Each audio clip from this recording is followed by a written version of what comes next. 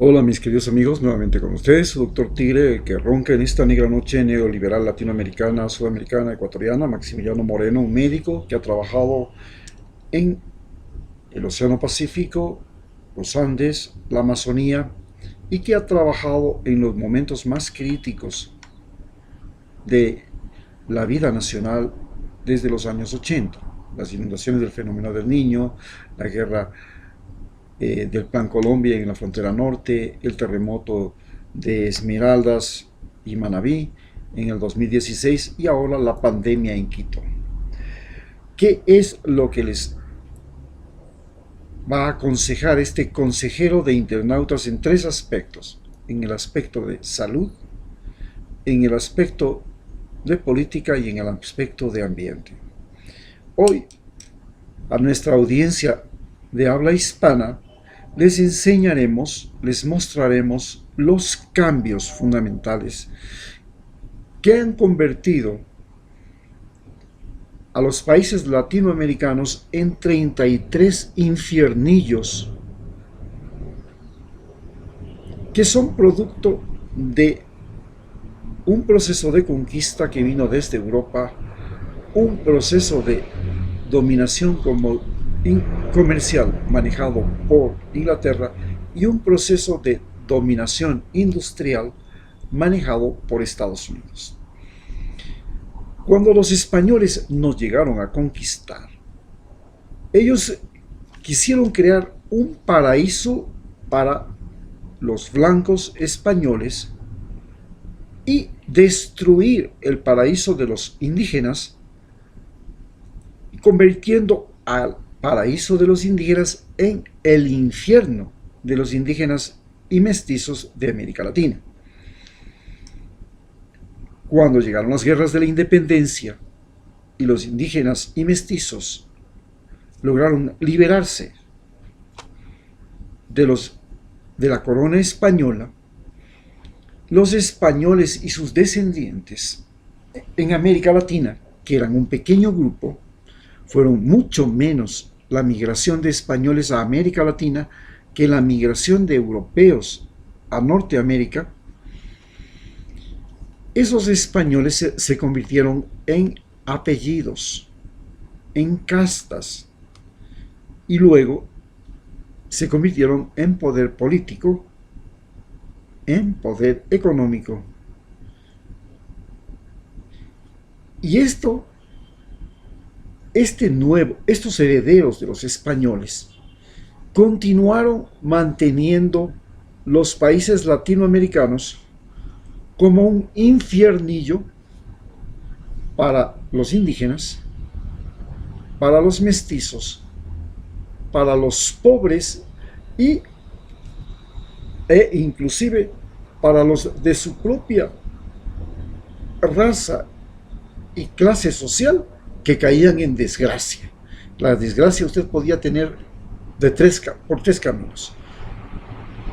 O era repudiado socialmente, porque usted se casó con una india, con una negra, o era repudiado económicamente, porque usted ya no tenía la riqueza que heredó, o no podía ganar tanto como ganaban los nuevos ricos, o usted era repudiado políticamente, porque usted no estaba con el partido de la derecha, con el partido de los ricos, con el partido de los poderosos, y usted se había puesto del lado contrario. Puede ser con los obreros, con los campesinos, con la teología de la liberación, etc. Esas eran las tres formas como usted podía ser expulsado de la élite. En tanto, en los pobres, el infiernillo se lo creaba y se lo hacía dejando que entre ellos existan ladrones, oportunistas, malvados, violadores, riegahijos, bastardos de toda la calaña y de todas las dimensiones. Ser pobre en América Latina no solamente significaba no tener dinero, significaba no tener escrúpulos morales para matar si necesitaba algo, para robar si necesitaba algo, para violar si se le venían las ganas, para emborracharse si tenía plata, si tenía fiestas, si tenía amigos. Y entonces se procuraba que la clase dominante tenga buenas costumbres y la clase dominada tenga malas costumbres. Así que los pobres no es que han sido solamente pobres y buenos, que podían irse al cielo y podían atravesar el agujero de la aguja,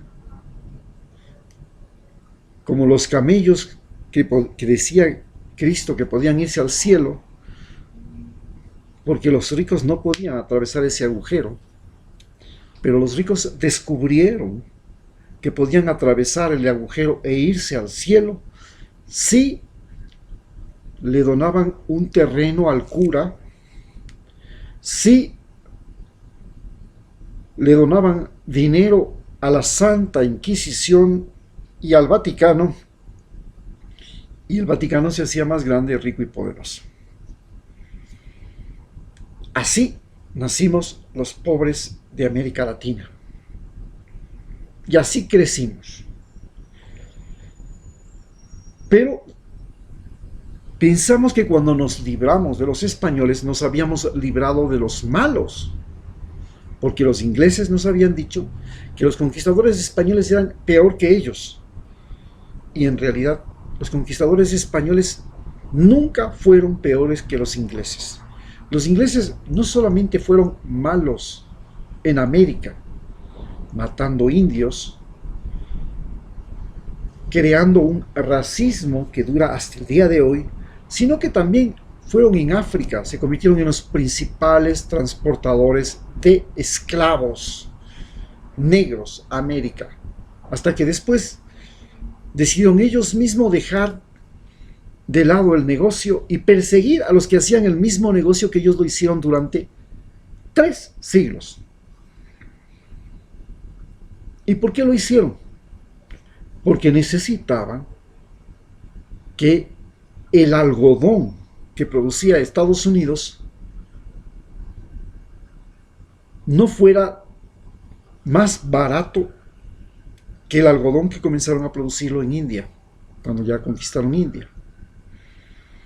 Y como el algodón se producía en función de la mano de obra barata de los negros, pensaron que si le cortaban a Estados Unidos la provisión de mano de obra barata de negros, entonces ya no podrían producir en la gran cantidad que producían los estados del sur y ya no serían competencia para las algodoneras de la India.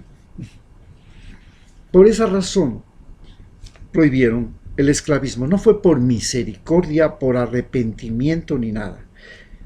La esclavitud fue financiada por el más importante banco de Inglaterra, el Barclays Bank. Ellos financiaban a los esclavistas para que vayan a robar y a comprar esclavos en África y a venderlos en América. Pero no solamente fue la esclavitud. Comprar y vender opio se volvió en el más grande ingreso económico luego del ingreso económico que producían los esclavos. Y llegó a superarlo inclusive. Producían opio en Afganistán, que ahora sigue siendo el mayor productor de opio del mundo, en la India, y le vendían a la China, que era su mayor comprador. Esto llegó a producir hasta el 25% de todos los ingresos de la corona británica. Y que ahora es mal visto, son narcotraficantes los que hacen eso, significó una guerra en la que el Imperio Británico fue a bombardear y ganó la guerra a China porque los cañones chinos solo disparaban a 1 kilómetro, los de ellos podían disparar a 3. y le ganaron la guerra a China y le obligaron a comprar opio hasta el siglo XX.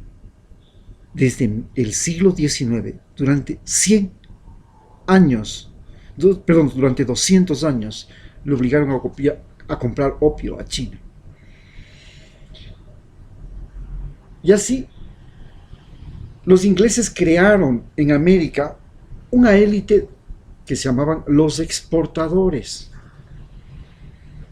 Y los exportadores eran gente que aprendían a hablar en inglés, que viajaban a Inglaterra, que se preparaban en Inglaterra, y recordemos que hasta Simón Bolívar, San Martín y todos ellos se entrenaron y se formaron en Inglaterra para luego independizar América y golpear al Imperio Español.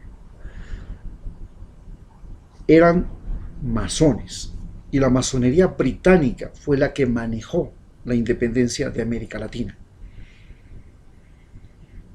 Y luego les abrieron todos los puertos porque quedamos endeudados con los ingleses. Y este endeudamiento con los ingleses nos duró 150 años. Durante 150 años pagamos la deuda inglesa, que era la peor deuda que tuvo Ecuador. Cuando no podíamos pagarle porque tuvimos unas crisis económicas y políticas increíbles que nos llevaron a perder las 3/4 partes, más de las 3/4 partes de todo el territorio nacional. Los ingleses se apropiaron de todos nuestros puertos y tenían derecho ellos a decidir qué se exporta y qué no se exporta, qué se compra y qué no se compra, y qué entra y qué no entra a Ecuador. Y entonces el Casimir inglés se convirtió en la tela que todo caballero usaba en el Ecuador. Y fue tan importante que despedazó a la industria de los obrajes que teníamos desde la colonia en manos fundamentalmente de la iglesia. Y hasta los indios, hasta los negros de Estación Carchi, que habían sido esclavos, lucían casimires ingleses, porque para construir la línea férrea Ibarra-San Lorenzo trajeron negros jamaiquinos, y los negros jamaiquinos se vestían con el sombrero de coca inglés, el chaleco inglés, el traje inglés y zapatos ingleses y con bastón inglés. Luego tuvimos y hemos tenido en este momento la dominación de una clase política que es la clase política de los industriales norteamericanos.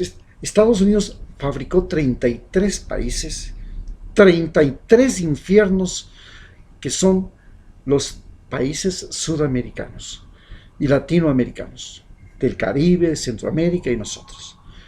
No hizo lo mismo con Australia, no hizo lo mismo con Canadá. ¿Por qué? ¿Por qué en América Latina fabricó 33 infiernos y en Canadá no, y en Australia no? Porque en Canadá la mayoría era blanca. ¿Y por qué? Porque en Australia la mayoría era blanca. Pero en América Latina no pudieron ser blancos anglosajones. Y hay blancos evangélicos. La gente se negó a abandonar el catolicismo. Entonces eran blancos pero católicos. Y ahí ya hubo una piedra en el zapato. Y la segunda fue que no hubo blancos rubios, blancos de ojos azules. Éramos blancos pero de pelo negro. Se llaman blancos mediterráneos. Latinos, franceses, españoles, italianos, griegos, los latinos. Y los latinos entonces comenzaron a ser despreciados. Y se creó en estos 30 países y se les llamó países latinoamericanos. ¿Y cuál era el problema de ser latinoamericano? Ser latino. ¿Qué es eso de ser latino? Sí, parecen blancos, pero no son blancos. No tienen el pelo rubio, no tienen los ojos azules, no tienen los ojos... Yo tengo ojos verdes. No tienen los ojos verdes. Entonces, a mí me pasan por gringo, ¿no? Me roban como gringo también. Y, por supuesto, sé lo que es ser un gringo en América Latina. Lo terrible es que cuando se enteran que yo no soy gringo y que soy quiteño, entonces me odian a muerte. Y peor si saben que soy descendiente de español. Mi abuela era española. Entonces el odio es peor. Porque Estados Unidos y luego Inglaterra enseñaron que los descendientes de los españoles eran seres humanos de segunda categoría. Eran feos, como los mexicanos. Hicieron una película, El bueno, el malo y el feo. Y el feo era mexicano. Y cuando llega Donald Trump, ya no solamente que eran feos, sino que además eran violadores machistas. Y no eran solamente violadores machistas, sino que eran narcos. Los ingleses cuando eran narcos eran lords. Los latinoamericanos cuando son narcos son bastardos. Y para señalar eso, han construido un muro. Y por supuesto, ¿quiénes son los individuos bien vistos en América Latina? Pues un individuo bien visto es el que estudió en Estados Unidos, el que aprendió inglés. Estudió en Estados Unidos o Europa. Estudió inglés en Estados Unidos o Europa. Y eso ya solamente el saber inglés, comenzando por Arauz, ya te blanquea. Ya te hace igual al Maximiliano, ¿ve? Te pone ojos verdes. Tú sabes inglés y es mejor que tener ojos verdes. Ya te blanquea. Y haber estudiado en un país desarrollado de Europa o de América, Canadá, Estados Unidos, Australia, todo, ya te hace respetable. Pero si tú estudiaste en una universidad central,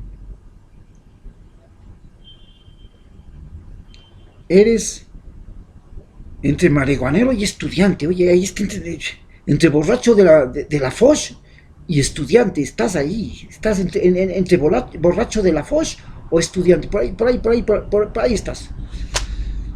Y es así, como en este momento en la campaña electoral,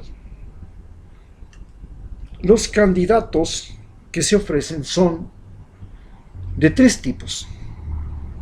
Los unos son como los eternos presidentes de México, gente que se ha estudiado en los Estados Unidos, Europa.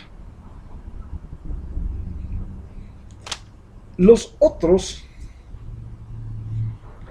indios verdugos que son igualados, como Jack Pérez, un chazo de Cuenca, que ahora se cree señor y que es capaz de darle la vuelta a sus propios compañeros de la raza. Traidor, como han sido todas las nacionalidades, casi todas las nacionalidades indígenas de América. Porque el sistema de conquista, recordemos, de los españoles y de los ingleses en el continente americano fue hacer pelearse entre los indios. Primero se aliaban con un grupo de indios, luego les hacía que se peleen y luego cuando ya estaban debilitados los dos venían ellos y ¡pau! Este fue el sistema. Y como Yacu Pérez pertenece a los cañaris, que fueron los que dominaron junto con los españoles el reino de Quito, y luego víctimas, se convirtieron en mitayos, les mataron en las minas con tuberculosis. Él pues es un indígena que juega por esa horda. Pero por el otro lado tenemos allá a Arauz. ¿Y Arauz quién es? Pues es un individuo que ya no tiene, todos sabemos que no es blanco anglosajón, ni tampoco blanco hispano, latino, no tiene pinta muy latino, es más indígena, es chiquito, Es indígena, físicamente es un indígena, pero habla 4 idiomas o 3 idiomas, que es inteligente, que se blanqueó. Además, estudió en unas universidades de las mejores del mundo.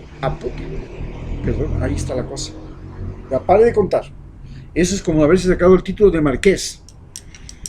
En la época de la colonia, el título de marqués también lo compraban los indios y también lo compraban los negros. Se compraban, se vendían los títulos de marqués. Eso es lo que estamos teniendo de candidatos. Ahora, ¿cuál es la diferencia? Es que el gobierno norteamericano hizo paraíso para las transnacionales. Los dueños de las transnacionales de United Fruit, de Texaco, los vivimos aquí en Ecuador. Esos eran, Dios mío, vivían en el paraíso. Hasta las prostitutas las traían de cualquier lugar del mundo, como en la época del caucho, en avión. Cuando hubo la época del caucho y Henry Ford hizo la plantación de caucho en Brasil, la locura de Belém es que hasta las prostitutas eran traídas de Polonia y tenían que ser vírgenes y se pagaba el equivalente ahora a $1.500 por la virginidad de una polaca de 18, 15 años. Hasta la ropa la mandaban a lavar en Portugal. Esto es el momento en el que nosotros tenemos a que la gente que llegó a vivir, pero ¿por qué los industriales y empresarios norteamericanos y los gobernantes que estuvieron aliados de los Estados Unidos mantuvieron como infiernillo a nuestros países? Les convirtieron en un lugar infernal. Si no, váyase pues al Pampón de Esmeraldas.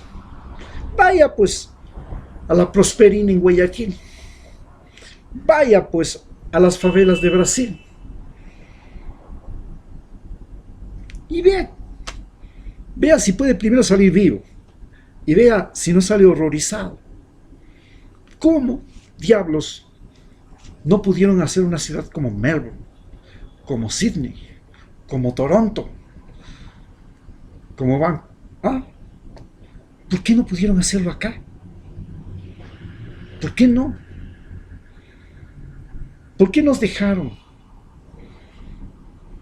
una marea humana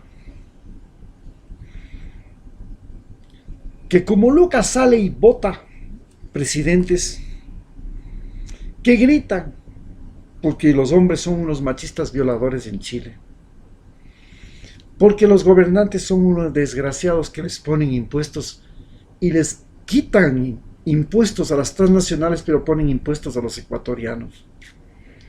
¿Por qué diablos? ¿Y por qué hoy día tenemos que escoger entre los 17 uno que no sea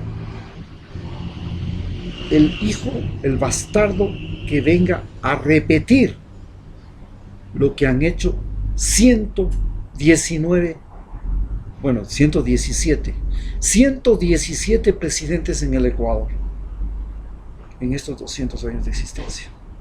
Porque solo 2 no lo han hecho: Correa y Eloy Alfaro. Los demás nos han mantenido en la situación que estamos. Y entonces en este debate tenemos una crisis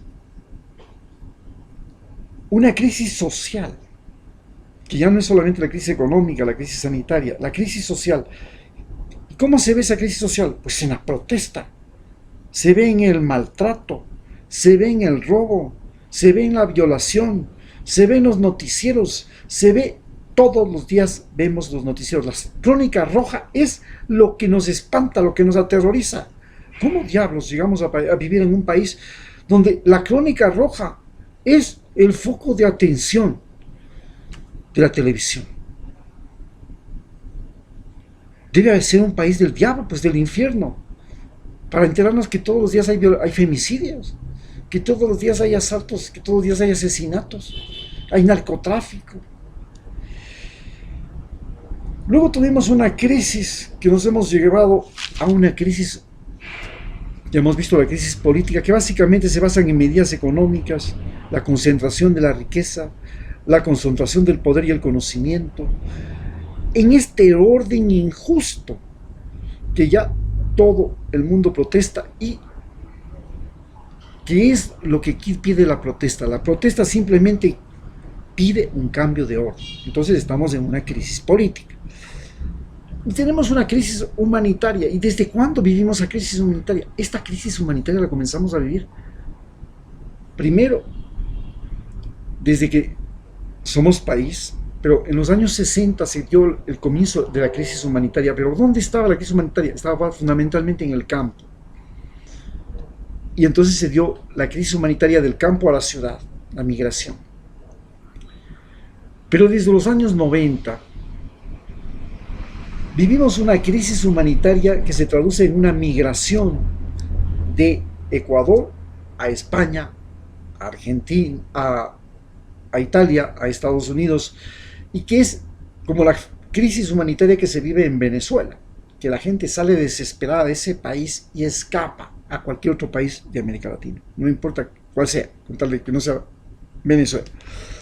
¿Y cómo llegamos a esta situación? En que los ecuatorianos no queremos saber nada de vivir en el Ecuador, porque este infiernillo ya no puede ser considerado un hogar, ni puede ser considerado el lugar donde nuestros hijos pueden estar felices y a salvo. Porque si no les mata la enfermedad, les mata el ladrón de la esquina, y si no le mata el ladrón de la esquina, le mata el dictador que llega al poder. ¿Cómo diablos entonces hemos llegado a esta crisis humanitaria? Pero además estamos viviendo una crisis ambiental. ¿Y cómo es esto? Claro, ya vimos que la enfermedad, la pandemia, se origina por una crisis ambiental. China era el país más contaminado de la Tierra, el país que invadía las áreas silvestres, que explotaba las áreas silvestres, la vida silvestre del planeta. Imagínense, es el mayor comprador de colas de tiburón ecuatorianas. ¿Por qué devasta el planeta China? Y claro, como es el país devastador de la biodiversidad en el planeta, la biodiversidad mandó una enfermedad a ese país y desde ahí se ha venido encima de todo. Entonces vivimos catástrofes naturales. Ecuador ya estaba acostumbrado a vivir catástrofes naturales por terremotos, por el fenómeno del niño, por el fenómeno de la niña, y sabemos, hemos vivido eso. Pero ahora tenemos catástrofes artificiales como esta. La pandemia es una catástrofe artificial. ¿Cómo es una catástrofe artificial? Sí, es un virus que se desarrolla en un medio artificial. ¿Cuál es el medio artificial? Las ciudades, los seres humanos, las condiciones de vida, pues. ¿Acaso que si nosotros no viviéramos como vivimos ahora en hacinamiento en las ciudades, esta catástrofe no se hubiera producido? Pero como vivimos en edificios, vivimos en urbanizaciones, vivimos en urbes que tienen millones de habitantes, tanto así que Wuhan, de 17 millones de habitantes, Estados Unidos, Nueva York, la ciudad más poblada de los Estados Unidos, Milán, la ciudad más poblada de Italia, Sao Paulo, la ciudad más poblada de Brasil, Guayaquil, la ciudad más poblada de Ecuador, todos son los sitios donde se ha propagado la enfermedad. Entonces tenemos una catástrofe artificial creada por el ser humano. Y esta ha dependido de la contaminación, del cambio climático, de la extinción, que son las causas de estas nuevas enfermedades. Y con eso concluimos, para que ustedes entonces se den cuenta que los candidatos que están ahora ¿tienen o no tienen conciencia del infiernillo que es Ecuador, del infiernillo que es América Latina y de cómo llegamos a tener estos infiernillos? Muchas gracias.